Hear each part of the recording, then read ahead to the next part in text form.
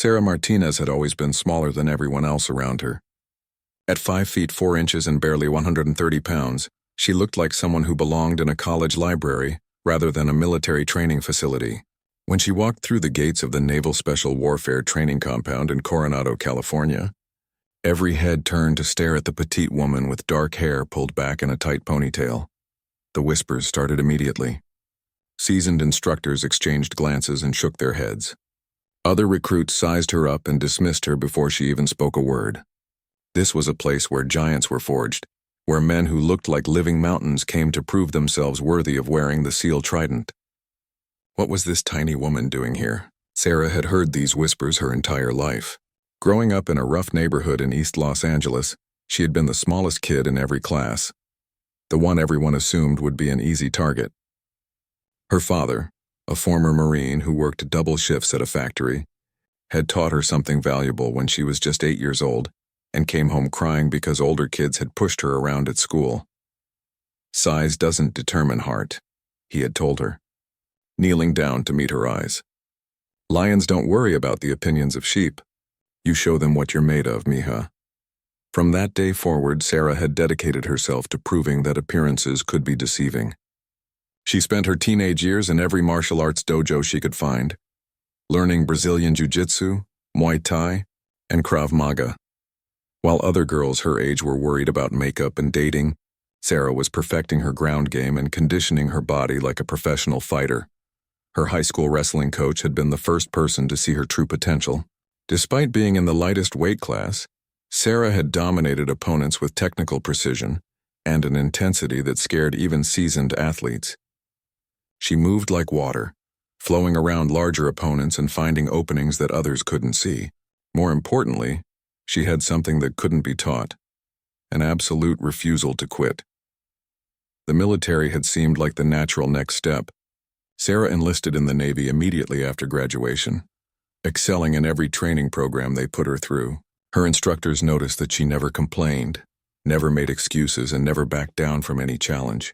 When the opportunity came to try out for the elite units, Sarah didn't hesitate to volunteer. Now, standing in the briefing room with 47 other candidates, Sarah felt the weight of every stare. The other recruits were exactly what you'd expect: tall, muscular men who looked like they could bench press small cars. Most had college football backgrounds or came from other special operations units. They filled out their uniforms like action movie heroes, all broad shoulders and confident swagger. Commander Jake "Iron" Morrison entered the room, and the energy shifted immediately. At 6 feet 3 inches and 220 pounds of solid muscle, Morrison was a legend in the special operations community. He had completed 4 combat deployments, earned a Silver Star for valor, and had never lost a single man under his command. His steel-gray eyes swept across the room, cataloging each candidate with the precision of a predator evaluating prey. Morrison's reputation preceded him everywhere he went. Stories of his physical prowess were told in hushed tones throughout the military. He could run a 6-minute mile in full gear, bench press over 400 pounds, and had once carried a wounded teammate 12 miles through enemy territory without stopping to rest. More than his physical abilities, Morrison was known for his tactical brilliance and his ability to push soldiers beyond what they thought possible.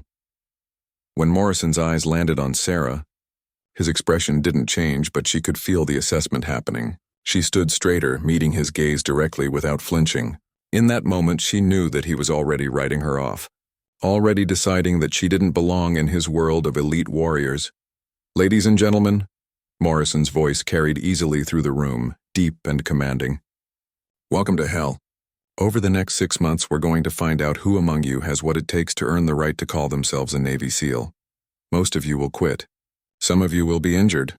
A few of you might even surprise yourselves." His eyes found Sarah again, and this time there was something almost amused in his expression. "I'm going to be honest with you. I've been doing this for 15 years, and I can usually tell within the first week who's going to make it and who's going to ring the bell. Physical strength matters. Mental toughness matters more. But at the end of the day, this job requires a certain type of person." Sarah felt her jaw clench slightly. She had heard variations of this speech before, always delivered by people who looked at her and saw limitations rather than possibilities. The certain type of person always seemed to exclude people who looked like her. Morrison continued his briefing, outlining the grueling schedule ahead. 6 months of physical training that would push human endurance to its absolute limits. Combat simulations designed to test decision-making under extreme stress. Survival exercises that would strip away everything comfortable and familiar. Academic courses covering everything from explosives to foreign languages. The dropout rate for this program is 85%, Morrison said, his voice carrying no emotion. That means that out of the 48 of you sitting here today, maybe 7 or 8 will graduate. Maybe fewer. As the briefing concluded and the candidates filed out to their barracks assignments, Sarah noticed how the other recruits naturally formed groups. Combat veterans gravitated toward each other. College athletes clustered together. And everyone seemed to find their tribe based on shared backgrounds and similar builds. Sarah walked alone, carrying her gear bag over her shoulder. She had expected this. Throughout her military career, she had gotten used to being the outsider, the one who had to prove herself over and over again. What she hadn't expected was the intensity of the dismissal she felt from Commander Morrison. That night, lying in her narrow bunk, Sarah could hear the quiet conversations happening around her. Some recruits were already expressing doubts about their chances. Others were bragging about their previous accomplishments, trying to psych out the competition. A few were placing bets on who would quit first. Sarah closed her eyes and thought about her father's words. Tomorrow would bring the first real test, and she intended to show everyone exactly what type of person she was. The alarm shrieked at 4:30 a.m., jolting Sarah from a restless sleep. Around her, the other recruits groaned and stumbled out of their bunks, some moving with the practiced efficiency of career military personnel, others struggling to orient themselves in the pre-dawn darkness. Sarah was already on her feet, lacing up her boots with quick, precise movements. The first physical training session began on the beach as the sun barely peeked over the horizon. Commander Morrison stood silhouetted against the gray dawn sky, looking like a statue carved from granite. Behind him, a course of obstacles stretched across the sand. Rope climbs, tire flips, heavy bag carries, and what looked like enough punishment to break most people before breakfast. "This is your baseline assessment," Morrison announced, his voice cutting through the sound of crashing waves. "I want to see what you brought to my program. No coaching, no advice, just show me what you've got." The recruits lined up at the starting line, and Sarah found herself positioned between 2 men who each outweighed her by at least 80 pounds. The recruit to her left, a former college linebacker named Rodriguez, glanced down at her with what might have been sympathy. "You sure you're in the right place, little sister?" he asked, not unkindly. Sarah didn't respond. She had learned long ago that actions spoke louder than words, and she was saving her energy for what was about to come. Morrison raised his hand and the beach fell silent except for the rhythmic crash of waves. "Go!" Sarah exploded from the starting line with surprising speed. While the larger men relied on their long strides to cover ground, Sarah's footwork was precise and efficient. Her years of martial arts training had taught her how to move with minimal wasted energy, and she found herself keeping pace with recruits who had significant advantages in height and reach. The first obstacle was a series of tire flips. Each tire weighed 300 pounds and had to be flipped end over end for 50 yards. Sarah watched the technique of the recruit ahead of her, noting how he used his legs and hips to generate power rather than just trying to muscle the tire forward. When her turn came, Sarah positioned herself low, getting her hands deep under the tire's edge. The weight was enormous, more than twice her body weight, but she had faced seemingly impossible challenges before. She drove up with her legs, using every ounce of technique she had learned in her powerlifting sessions. The tire moved, slowly, laboriously, but it moved. Rodriguez, who had been watching while he caught his breath, let out a surprised grunt. "I'll be damned." Sarah continued flipping the tire, her face red with exertion but her jaw set with determination. Each flip was a battle, but she maintained a steady rhythm. Some of the larger recruits were moving faster, their superior strength allowing them to manhandle the tire with relative ease. But others, despite their size advantages, were already beginning to slow down as the lactic acid built up in their muscles. The rope climb came next, 30 feet of thick manila rope that hung from a steel framework. Sarah's light weight became an advantage here. While heavier recruits struggled to pull their bulk up the rope, Sarah moved with the fluid grace of someone who had spent years perfecting her bodyweight strength. She reached the top in record time, rang the bell, and descended with controlled speed. As she dropped to the sand, she noticed Commander Morrison watching her for the first time. His expression was unreadable, but she had his attention. The heavy bag carry was designed to be a strength crusher. Each bag weighed 100 pounds and had to be carried on the shoulders for a quarter-mile run through soft sand. Sarah struggled to get the bag positioned properly, the weight threatening to topple her smaller frame. This was where her size worked against her. The bag was awkward and unwieldy, designed for larger people with broader frames. Sarah had to adjust her technique, holding the bag differently than the other recruits, finding a way to distribute the weight that worked with her body type rather than against it. She started running and immediately fell behind the leaders. The sand sucked at her feet with each step, and the bag seemed to get heavier with every yard. Sweat poured down her face, and her lungs burned as she fought to maintain any kind of pace. But Sarah had something that couldn't be measured or weighed, an absolute refusal to give up. When her legs screamed for relief, she thought about every person who had ever told her she wasn't strong enough. When the bag threatened to slip from her grip, she tightened her hold and kept moving. One by one, she began passing recruits who had started ahead of her. Some had stopped to rest, others were walking, and a few were sitting in the sand looking defeated. Sarah maintained her grinding pace, step after step, refusing to let the weight or the distance break her spirit. She crossed the finish line in the middle of the pack, nowhere near first place but far from last. As she dropped the bag and bent over to catch her breath, she felt someone tap her shoulder. Martinez. Commander Morrison's voice made her straighten up immediately. "Yes, sir." Morrison studied her for a long moment, his gray eyes giving nothing away. "Interesting technique on the bag carry. Where'd you learn to adjust like that?" "Trial and error, sir. Had to figure out what worked with what I've got, and what you've got is about half the body weight of everyone else here." "Yes, sir." Morrison nodded slowly. "Keep doing what you're doing, Martinez. Don't try to be something you're not." It was the first time any instructor had acknowledged her presence as anything other than a curiosity or a mistake. As Morrison walked away to evaluate other recruits, Sarah felt a small surge of satisfaction. The morning session concluded with a timed run, 5 miles through the soft sand of the beach. This was Sarah's element. Her years of distance running had built an aerobic base that most of the power-focused recruits couldn't match. She settled into a pace that felt sustainable and watched as the pack began to string out. By mile 3, Sarah had moved into the top 10. Her lightweight frame and efficient running style were paying dividends as heavier recruits began to slow down. She could hear labored breathing behind her, the sound of people who had relied too heavily on their natural strength and not enough on their conditioning. Sarah finished 4th overall, her best performance of the day. As she crossed the finish line, still breathing hard but not completely destroyed like some of her fellow recruits, she noticed the other candidates looking at her differently. The dismissive glances had been replaced by something that might have been respect.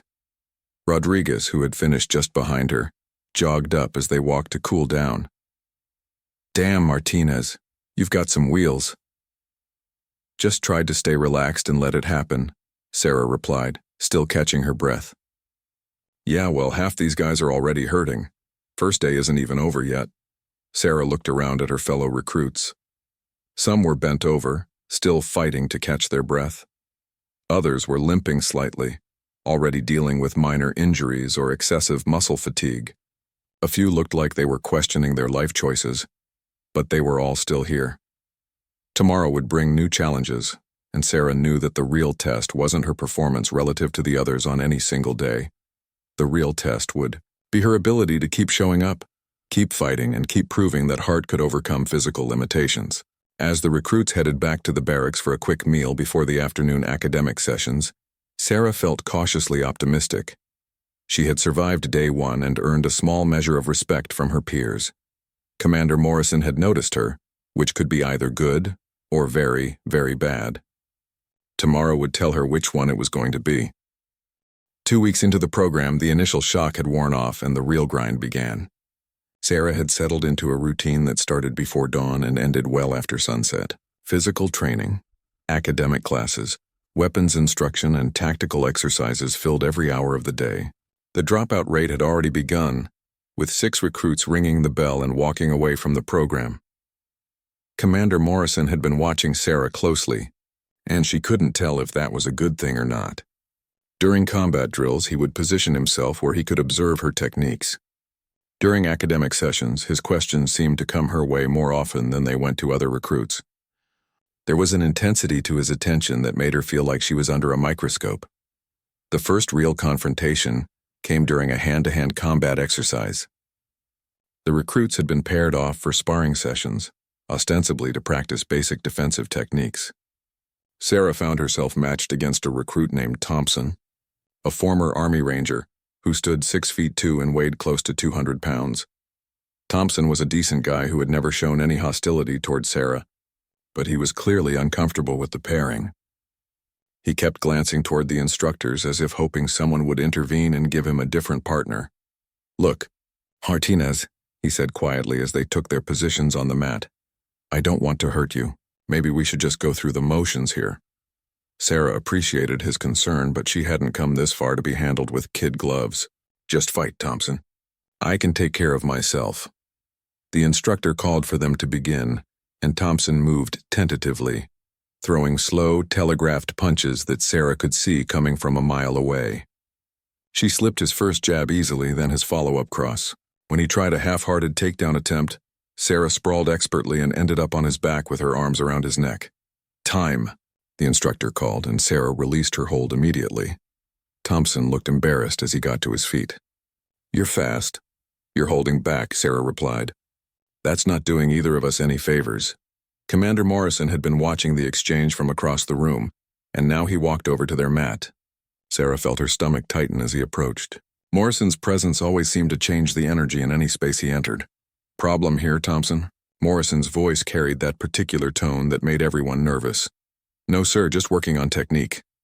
Morrison's eyes shifted to Sarah. "How about you, Martinez? Getting good training value out of this session?" Sarah met his gaze directly. "It would be better if my partner would engage fully, sir." Morrison smiled, but it wasn't a friendly expression. "Thompson, you worried about hurting Martinez here?" "Well, sir, there is a significant size difference." "There is indeed." Morrison nodded thoughtfully.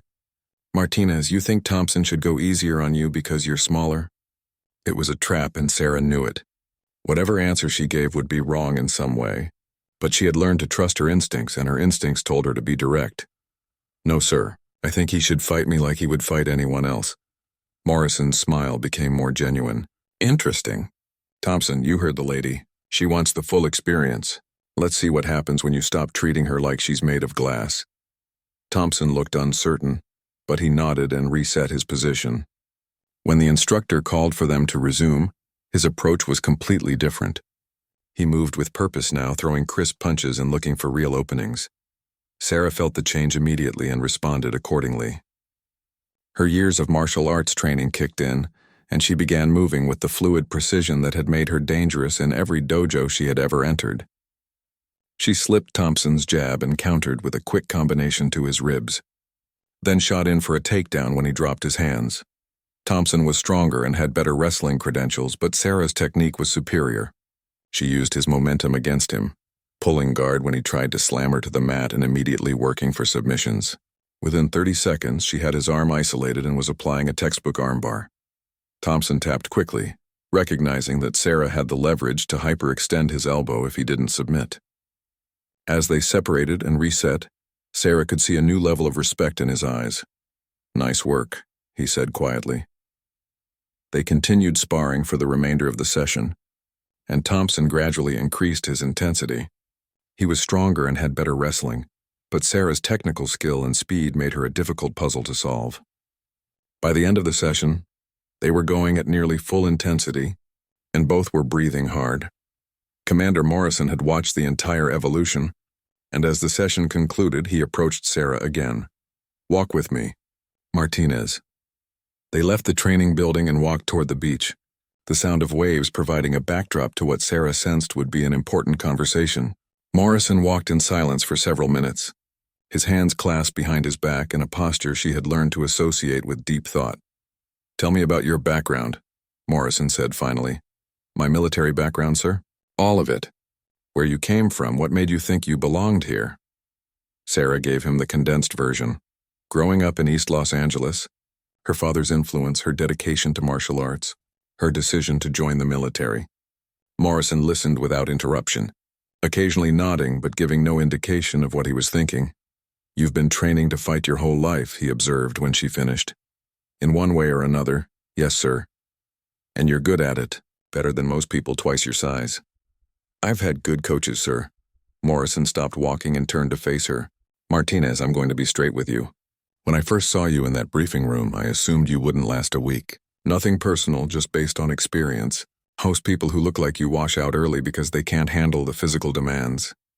Sarah remained silent, unsure where this conversation was heading. But you're not most people, are you? I don't know, sir. I just know I belong here. Morrison studied her for a long moment. The thing is, Martinez, being a good fighter and being ready for this job are two different things. What we do requires a specific kind of person. Someone who can operate under extreme stress, make life or death decisions in seconds, and function as part of a team where everyone's life depends on everyone else doing their job perfectly. I understand that, sir. Do you? Because here's what I see when I look at you.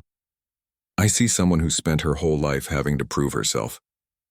Someone who's used to fighting alone, used to being underestimated, used to having to be twice as good as everyone else just to be taken seriously.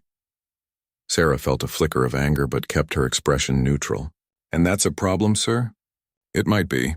See, what we do isn't about individual achievement. It's about being part of something bigger than yourself. And sometimes the person who's spent their whole life proving they belong somewhere has trouble learning how to trust others to have their back. Morrison started walking again, and Sarah fell into step beside him. I'm going to be watching you extra closely, Martinez. Not because I want you to fail, but because I need to know if you can transition from being a solo operator to being part of a team. The physical stuff, the fighting, the conditioning, you've got that covered. But can you learn to trust? Can you learn to follow orders even when your instincts tell you to do something different? Yes, sir. We'll see. Because the next phase of training is going to test exactly that. And if you can't adapt, if you can't learn to work within the system instead of fighting against it, then all the technical skill in the world won't matter. They had reached the water's edge, and Morrison stood looking out at the horizon. You've earned your place here so far, Martinez. Don't let pride or stubbornness cost you everything you've worked for. As they walked back toward the compound, Sarah felt the weight of Morrison's words. She had spent so many years fighting to prove herself that she wasn't sure she knew how to do anything else. The question was whether she could learn, and learn quickly enough to survive what was coming next. Hell Week arrived like a hurricane, transforming the already brutal training program into something that tested the absolute limits of human endurance. For 5 straight days, the remaining 32 recruits would be pushed beyond anything they had ever experienced. Sleep deprivation, constant physical stress, and psychological pressure designed to break anyone who wasn't completely committed to earning their place among the elite. Sarah had prepared for this as much as anyone could. She had read every account she could find, studied the experiences of previous classes, and conditioned her body to operate on minimal rest. But nothing could truly prepare someone for the reality of Hell Week. The first night set the tone. At 2 a.m., instructors stormed into the barracks with air horns and blank ammunition, creating chaos and confusion. Recruits were given 60 seconds to get dressed and form up outside, a seemingly simple task made nearly impossible by the deliberate mayhem surrounding them. Sarah moved with practiced efficiency, her muscle memory taking over while her mind processed the artificial crisis around her. She was one of the first outside, standing at attention while others stumbled out in various states of dress and confusion. Commander Morrison appeared in the courtyard like a specter, his presence immediately commanding attention despite the chaos. Welcome to Hell Week, ladies and gentlemen. For the next 5 days, you belong to me completely. You will eat when I tell you to eat, sleep when I tell you to sleep, and move when I tell you to move. Some of you are already wondering if you made a mistake coming here. Good. That means you're paying attention. The first evolution was a night beach run, 5 miles through soft sand while carrying full gear and weapons. The pace was punishing from the start, designed to separate those who had the conditioning from those who had been coasting on natural talent. Sarah settled into the rhythm quickly, her lightweight frame once again proving advantageous for sustained movement. Around her, she could hear the labored breathing of recruits who were already redlining their cardiovascular systems. The smart ones stayed calm and found their sustainable pace. The others burned themselves out trying to keep up with the leaders. By mile 3, the first casualty occurred. Jackson, a former football player who had dominated the early strength tests, suddenly veered off the course and collapsed in the sand. Medics appeared from nowhere to evaluate him, and after a brief examination, he was loaded onto a truck and driven away. He wouldn't be coming back. The pack continued without pause. This was a hard lesson that everyone needed to learn. In the real world, missions didn't stop because someone got hurt. You adapted, you overcame, and you accomplished the objective regardless of what obstacles appeared. Sarah finished the run in good position, but there was no time to rest. Immediately, the class was moved to the beach for surf torture, an exercise designed to induce hypothermia and test mental resilience. The recruits were ordered into the freezing Pacific Ocean, where they had to interlock arms and sit in the surf while waves crashed over them. The cold was shocking, even for those who had experienced it before. Within minutes, uncontrollable shivering set in. The instructors walked among them, looking for signs that someone was reaching their breaking point. Hypothermia was a real danger, and they monitored each recruit carefully while maintaining the pressure. Martinez, Morrison's voice cut through the sound of crashing waves. "Tell me about your family." Sarah's teeth were chattering so hard she could barely speak, but she forced the words out. "Father worked, factory. Mother cleaned, offices. Louder! I can't hear you." Sarah summoned energy from somewhere deep inside and raised her voice. "Father worked in a factory. Mother cleaned offices. Both worked 2 jobs. And what would they think of you quitting now?" "They wouldn't." "Understand quitting, sir?" Morrison moved on to torment someone else, but Sarah held on to the mental image of her parents working those double shifts, sacrificing so she could have opportunities they never had. The cold was unbearable, but the thought of letting them down was worse. After what felt like hours but was probably only 30 minutes, the class was pulled from the water and immediately sent into another evolution. There would be no warm-up time, no chance to recover. This was the pattern for Hell Week. Constant stress, constant movement, constant pressure. The sun came up on a class that had already been reduced to 28 recruits. 4 had quit during the night, unable to handle the combination of physical stress and sleep deprivation. Sarah was exhausted but still functional, her years of martial arts training having taught her how to compartmentalize pain and discomfort. Day turned into night, and night turned into day again. The evolution continued without pause. Boat races in the surf, obstacle courses, long runs with heavy packs, combat simulations that lasted for hours. The instructors rotated in shifts, staying fresh while the recruits accumulated fatigue like a physical weight. Sarah found herself operating in a strange state between consciousness and unconsciousness. Her body moved automatically, following orders and completing tasks while her mind drifted in and out of awareness. She had experienced this before during her longest martial arts training sessions, a place where the conscious mind stepped aside and muscle memory took control. On the 3rd day, something changed in the dynamic between Sarah and Commander Morrison. During a particularly brutal boat race, Sarah's team was struggling badly. Their boat kept flipping in the surf and they were falling behind the other teams by a significant margin. Morrison appeared beside their boat as they struggled to right it after another flip. "Martinez, your team is failing. What are you going to do about it?" Sarah looked around at her teammates, all of whom were bigger and stronger than her but clearly struggling with the technical aspects of boat handling. In that moment, she made a decision that went against every instinct she had developed over years of individual competition. "Permission to direct the team, sir." Morrison's eyebrows raised slightly. "Granted." Sarah took charge immediately, not by trying to do everything herself, but by organizing her teammates' efforts. She positioned the strongest rowers in the optimal spots, called the cadence to keep everyone synchronized, and used her understanding of wave patterns to time their movements through the surf. The transformation was immediate. The boat stopped flipping constantly, and they began making progress through the waves. Within 20 minutes, they had caught up to the other teams and were competitive in the race. Morrison jogged alongside them as they paddled, his expression unreadable. "Good leadership, Martinez. But can you maintain it when you're too tired to think?"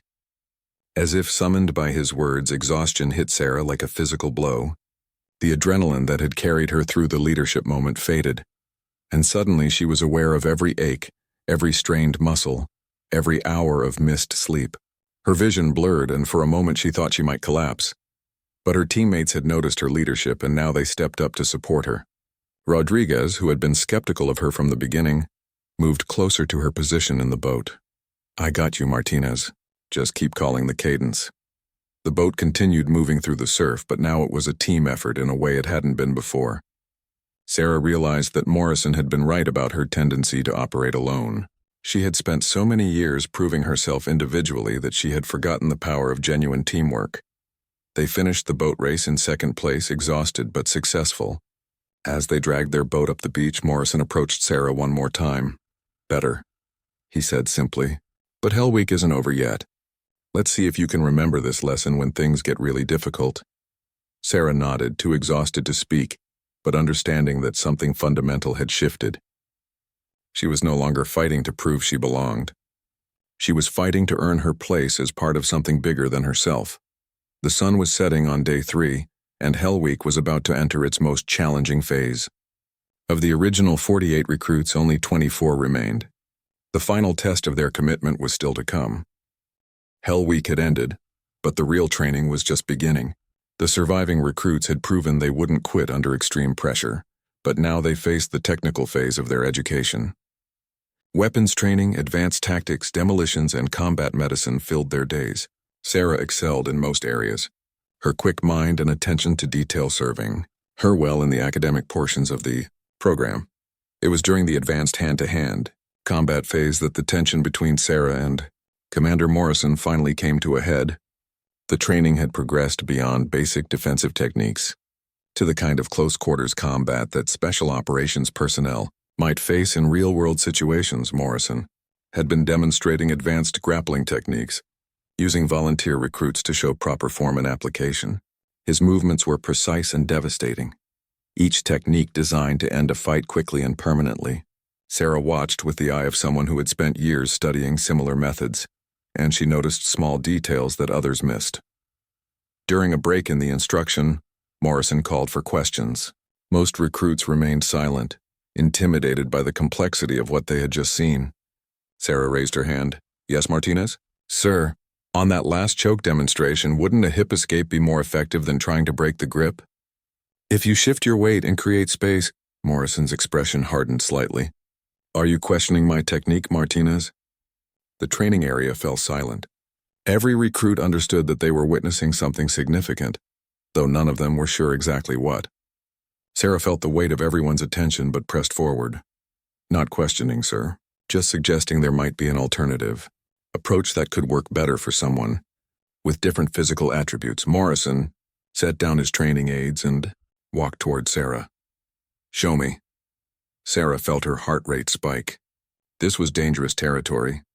Challenging an instructor's methods was risky enough, but offering to demonstrate on Commander Morrison himself was something else entirely. "Sir, I just meant theoretically. I said show me, Martinez. You think you see a flaw in my technique? Prove it." The other recruits formed a circle around them, sensing that they were about to witness either Sarah's vindication or her complete humiliation. Morrison positioned himself in the center of the mat, his stance relaxed but ready. "Come on then. Show me this hip escape you're so confident about."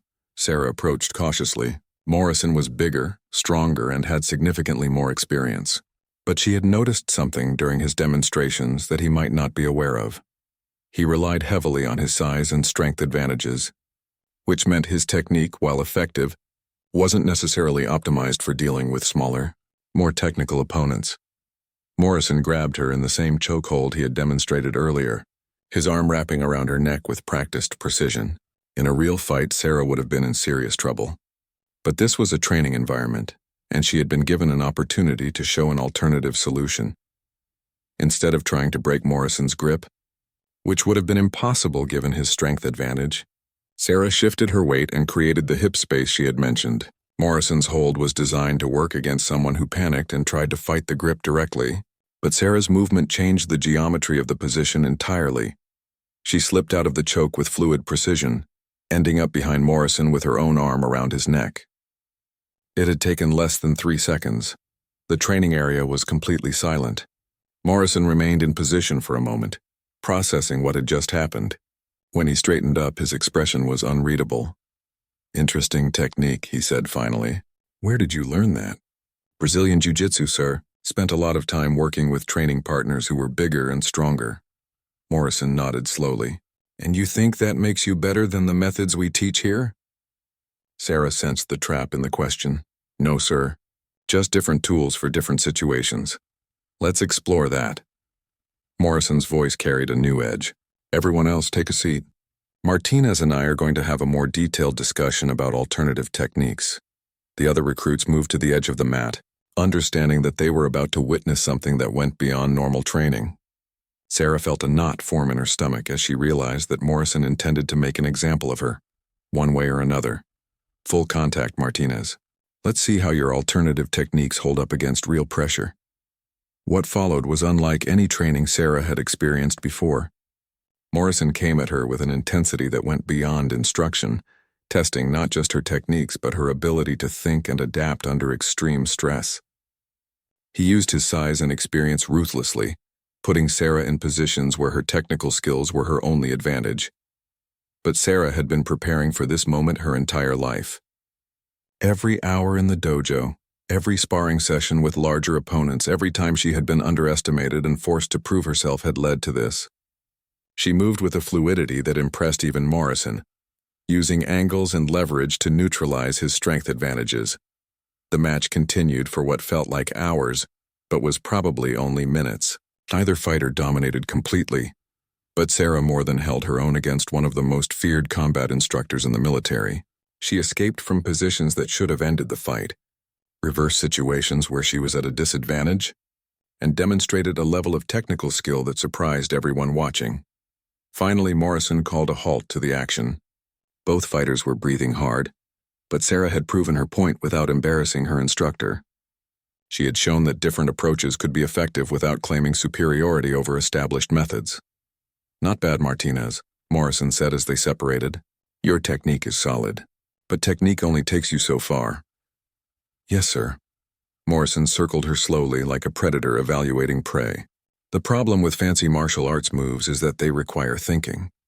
In real combat, when the adrenaline is pumping and people are shooting at you, thinking gets people killed. What we teach here is simple, brutal, and effective under stress." "I understand that, sir." "Do you? Because what I saw just now was someone who relies too heavily on complexity. What happens when you're exhausted? When you've been awake for 36 hours, when you're operating in conditions where your fine motor skills are compromised?" Morrison was building towards something, and Sarah could sense it coming. "In that case, simpler techniques would probably be more effective, sir." "Exactly. Which is why we're going to test that theory." Morrison gestured to the other instructors who had been watching from the sidelines. "Set up the stress course. Full gear, live ammunition simulation, 36-hour sleep deprivation protocol. Martinez gets to show us how her techniques work when she's operating at 10% capacity." Sarah felt her stomach drop. The stress course was legendary among SEAL candidates, a combination of physical exhaustion, mental pressure, and combat simulation that had broken some of the toughest people ever to attempt it. She had been hoping to encounter it later in her training when she was better prepared. "Sir, is that necessary?" Morrison's smile was cold. "You wanted to show me alternative techniques, Martinez. Now you get to show me how they work under real-world conditions." "Unless you think you're not ready for that level of testing?" There was no good answer to that question.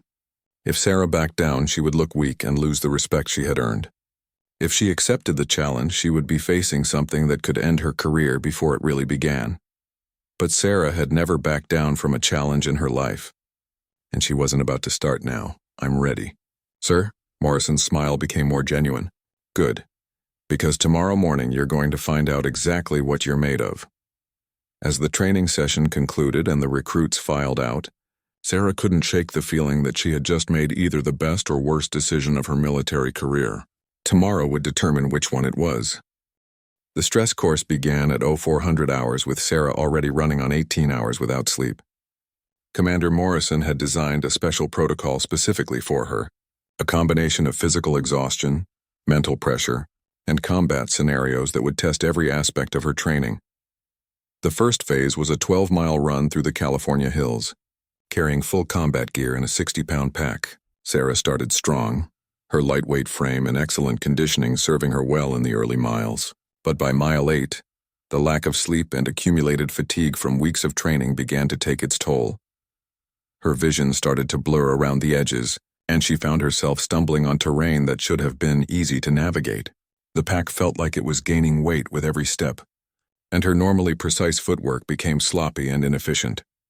Behind her, Morrison jogged effortlessly, monitoring her condition while maintaining a constant stream of psychological pressure. Falling apart already, Martinez? Your fancy techniques aren't going to help you when you can barely stand up straight. Sarah gritted her teeth and pushed through mile 9, then 10. Her legs felt like concrete and every breath was a struggle, but she had been in dark places before, and she knew how to find the reserves of strength that most people never accessed. She finished the run barely upright, her legs shaking with exhaustion and her vision swimming.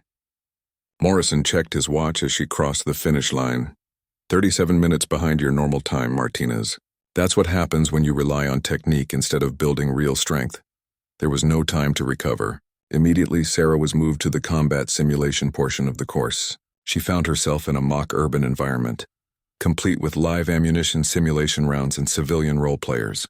Her mission was simple: clear a building of hostile forces while protecting non-combatants. In her current state, the scenario became a nightmare. Her normally sharp tactical thinking was clouded by exhaustion, and her precise movement was replaced by clumsy stumbling. She made mistakes that could have been fatal in a real combat situation, failing to properly clear corners and nearly shooting a civilian role player who appeared unexpectedly. Morrison appeared beside her after she completed the scenario, his expression grim. 16 tactical errors, Martinez. In a real situation, you'd be dead, and so would half your team. Sarah could barely stand, but she forced herself to remain at attention. Yes, sir. And now for the final test. Morrison led her to a training mat that had been set up in an outdoor area. Around the perimeter, the other recruits had gathered to watch. Sarah's stomach sank as she realized what was about to happen. You showed me some impressive techniques yesterday, Martinez.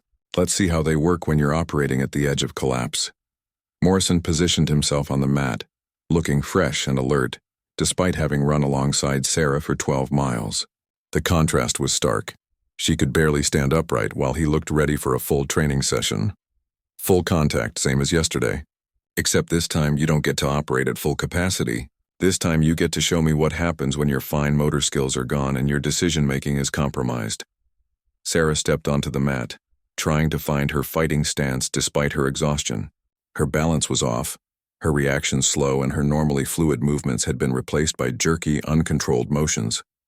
Morrison came at her immediately, not giving her time to adjust or find her rhythm.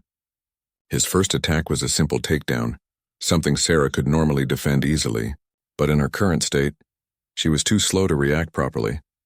Morrison drove her to the ground with ease, controlling her with basic wrestling techniques that relied more on strength and position than technical finesse. Sarah tried to escape using the complex movements she had demonstrated the day before, but her exhausted body wouldn't respond properly. The techniques that had looked so smooth and effortless when she was fresh became clumsy and ineffective when performed under extreme fatigue. Morrison countered every attempt she made, demonstrating that simple, brutal effectiveness trumped technical complexity when conditions were less than ideal. Sarah found herself on her back, Morrison's weight pinning her down, his arm across her throat in a basic but effective choke. She tried the hip escape that had worked so well the day before, but her exhausted muscles couldn't generate the explosive movement required. Yield, Morrison commanded. Sarah's vision was starting to tunnel, but she couldn't bring herself to give up. She had come too far, sacrificed too much to quit now. She tried one more time to escape, putting every ounce of remaining strength into the attempt. It wasn't enough. Morrison's position was too solid, his technique too sound. Sarah felt consciousness beginning to slip away as the choke tightened. Yield, Martinez. Don't make me put you to sleep. Finally, with her vision going black around the edges, Sarah tapped Morrison's arm in submission. He released the choke immediately, and Sarah gasped for air as the world slowly came back into focus. Morrison stood up and looked down at her as she struggled to sit up on the mat. And that, Martinez, is why we don't rely on complex techniques when simple ones will do the job. Sarah felt something crack inside her chest, though she couldn't tell if it was physical or emotional. She had been so confident in her abilities, so sure that her technical skills could overcome any disadvantage. But Morrison had just proven that those skills were only effective under ideal conditions. The enemy doesn't care about your martial arts trophies, Morrison continued, his voice carrying to the assembled recruits. They don't care about your technique or your precision or your years of training. They care about one thing: ending the fight as quickly and efficiently as possible. Sarah struggled to her feet, her legs still shaking from exhaustion and the near strangulation. She felt humiliated in front of her peers, exposed as someone who had been relying on tricks rather than fundamental strength and conditioning. What we teach here isn't pretty, Morrison said. It's not fancy. But it works when you're tired, when you're scared, when you're operating in conditions that would break most people. That's the difference between martial arts and military combat training. As the crowd dispersed and the other recruits headed back to their regular training, Morrison approached Sarah one more time. She was still sitting on the mat trying to process what had just happened. You learned something important today, Martinez. Sarah looked up at him, unsure if she was about to be dismissed from the program. Yes, sir. Your techniques are impressive and they served you well yesterday when you were fresh and alert. But this job requires more than technical skill. It requires the kind of fundamental strength and conditioning that can't be faked or substituted. Morrison sat down on the mat beside her, his tone becoming less formal. I didn't put you through this to humiliate you, Martinez. I did it because you needed to understand that there's always going to be someone stronger, someone more experienced, someone with better training. What matters is how you respond when you meet that person. Sarah nodded, still trying to catch her breath. I understand, sir. Do you? Because what I saw today wasn't someone who gave up when things got difficult. I saw someone who kept fighting even when the outcome was inevitable. That's worth something. Morrison stood up and extended his hand to help Sarah to her feet. Get some rest, Martinez. Tomorrow we start building on what you learned today. As Sarah walked back toward the barracks, her body aching and her pride wounded, she realized that Morrison had given her something more valuable than victory. He had shown her exactly what she needed to work on to become the kind of operator this program was designed to produce. The real question was whether she had the strength and determination to rebuild herself from the ground up. 3 months had passed since the stress course that had nearly broken Sarah's spirit. Instead of destroying her confidence, the experience had become a catalyst for transformation. She had spent every spare moment working on the fundamental strength and conditioning that Morrison had identified as her weakness, while maintaining the technical skills that had gotten her this far. The change was evident to everyone who worked with her. Sarah had added 15 pounds of solid muscle to her frame through intensive strength training, but more importantly, she had learned to integrate her technical skills with the brutal simplicity that military combat required. She was still the smallest person in her class, but she was no longer the weakest. Commander Morrison had noticed the transformation, but hadn't commented on it directly. Their interactions had become more professional, less antagonistic, but Sarah could sense that he was watching her progress with interest. The final graduation exercise would be her chance to show how much she had learned.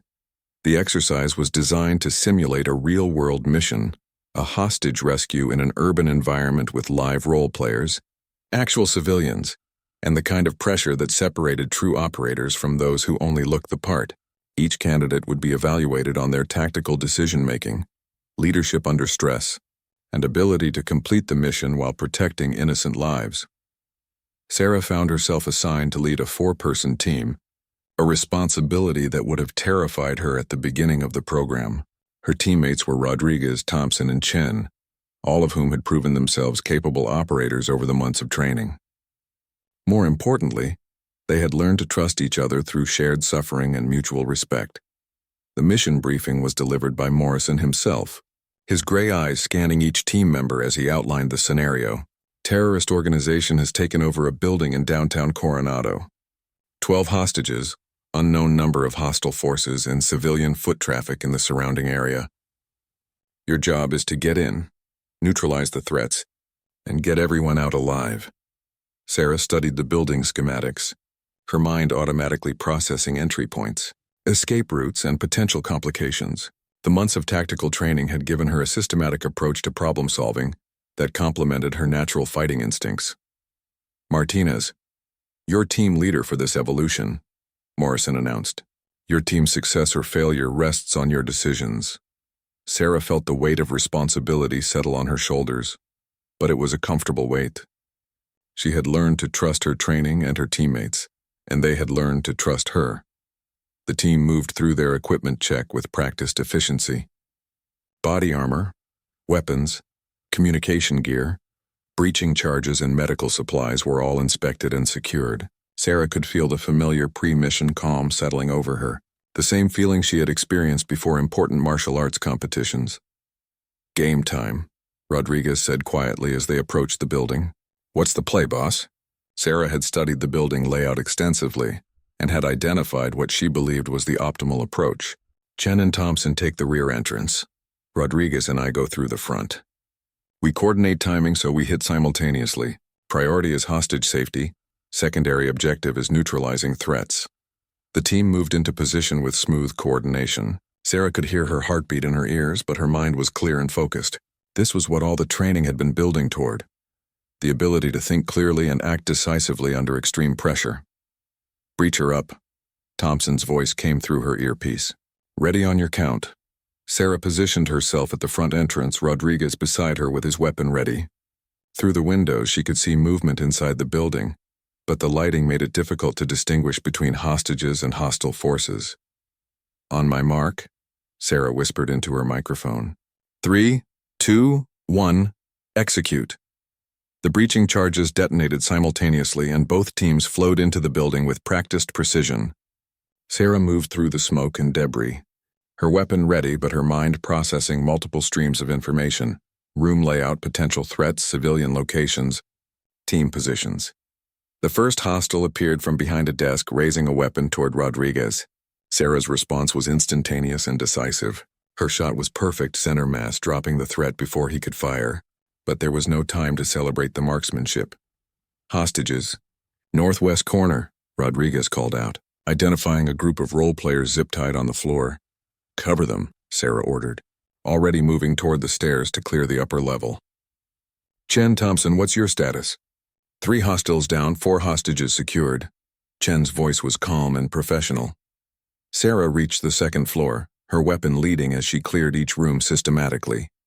The final hostile was waiting for her in what appeared to be an office, using a hostage as a human shield. This was the nightmare scenario, the one that required not just physical skill but judgment and precision under maximum stress. The hostile was shouting demands, threatening to kill the hostage if Sarah didn't drop her weapon. In a real situation, negotiation might be an option, but this was a test, and Sarah knew that Morrison was watching to see how she would handle the impossible choice. Sarah analyzed the situation in seconds: the hostile's position, the hostage's location, the angle of available shots, the risk factors involved. Her technical training and her newfound physical conditioning merged into a solution that was both precise and decisive.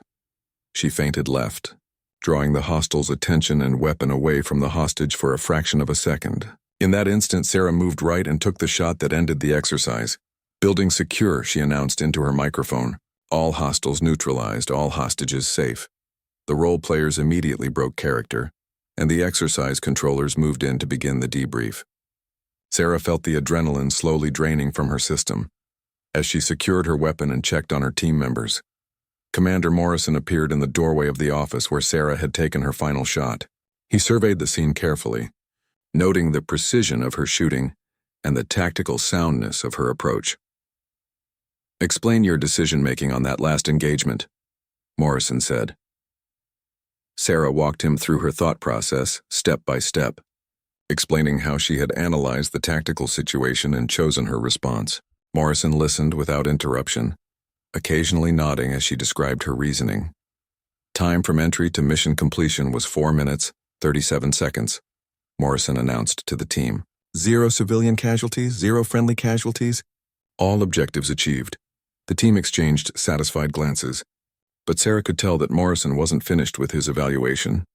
Martinez, walk with me. They left the building and walked toward the beach, just as they had months earlier when Morrison had first questioned whether Sarah belonged in the program. But everything was different now. Sarah's confidence, her understanding of her capabilities, and Morrison's perception of her potential. "You've changed since we last talked out here," Morrison observed. "Yes, sir. I had some things to learn. The question is, did you learn the right things?" Sarah considered her answer carefully. "I learned that technical skill without fundamental strength is like building a house on a weak foundation. I learned that being able to fight alone isn't the same as being able to lead a team. And I learned that sometimes the simplest solution is the best solution." Morrison smiled, and for the first time since Sarah had met him, it was a completely genuine expression. "You also learned that being underestimated can be an advantage, and that proving yourself doesn't mean you have to prove everyone else wrong." They had reached the water's edge, and Morrison stopped walking. "Congratulations, Martinez. You've earned your place here." Sarah felt a surge of emotion that she quickly suppressed. She had worked too hard and come too far to get emotional at the finish line. "Thank you, sir." Morrison extended his hand, and Sarah shook it firmly. "You know, Martinez, when I first saw you in that briefing room 6 months ago, I thought you'd be gone within a week. I've never been happier to be wrong about someone." As they walked back toward the compound, Sarah reflected on the journey that had brought her to this moment. She had started as someone trying to prove that she belonged somewhere she had never been welcome. She was finishing as someone who had earned her place through dedication, adaptation, and the kind of fundamental strength that couldn't be faked. The program wasn't over yet, but Sarah knew that she had passed the most important test. She had proven to herself, to Morrison, and to everyone who had doubted her that heart, determination, and the willingness to learn could overcome any physical limitation. More importantly, she had learned that true strength wasn't about proving others wrong. It was about proving yourself right.